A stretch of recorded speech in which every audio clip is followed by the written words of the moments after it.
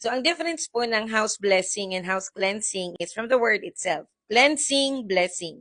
Kailangan natin munang i-cleanse yung bahay bago natin siya i-bless. Kasi kapag binless po natin siya nang hindi pa siya cleansed, parang ganun din. Nandun pa rin yung mga defiled items. Nandun pa rin possibly yung mga evil spirits na nagre-reside dun sa mga items na nasa loob ng bahay natin.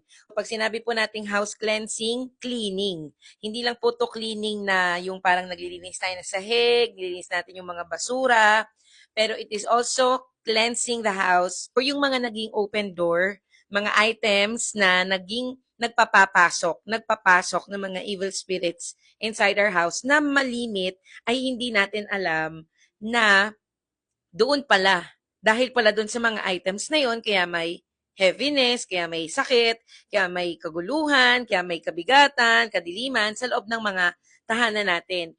Kailangan ma-open po yung eyes natin sa truth na yung spiritual realm or yung spiritual battle is very much real. Sabi po sa Ephesians chapter 6, ang kalaban daw po natin ay hindi tao, hindi nakikita ng mga mata, kundi mga makapangyarihang puwersa ng kadiliman, forces, principalities, evil spirits. So yan yung mga nandyan na hindi natin nakikita, but because they are oftentimes taking form through things, sa mga gamit, sa mga lugar, sa lupa, sa bahay, hindi tayo aware na nandun pala yung mga evil spirits na yun. And that is why, bukod po sa paglilinis ng bahay or makeover, kailangan din po ay kini-cleanse natin yung ating mga bahay, mga gamit na possibly ay infested ng mga evil spirits. Dalas tinatanong po ninyo ay kung may bayad ba ang house cleansing or house blessing. Wala pong bayad. Sa amin po, sa church namin, lahat po ng mga nagpapabless or nagpapa-cleanse ng house ay wala po kaming sinisingil na fee kasi naniniwala po kami na hindi po siya business. Freely we receive from the Lord and freely we give. There are times that the members gusto po nila kaming i-bless. Halimbawa, yung mga pastors gusto nilang i-bless, nasa sa kanila na po yun. If you want to bless the pastor, if you want to give, tawag po doon love gift, but it is not required at all.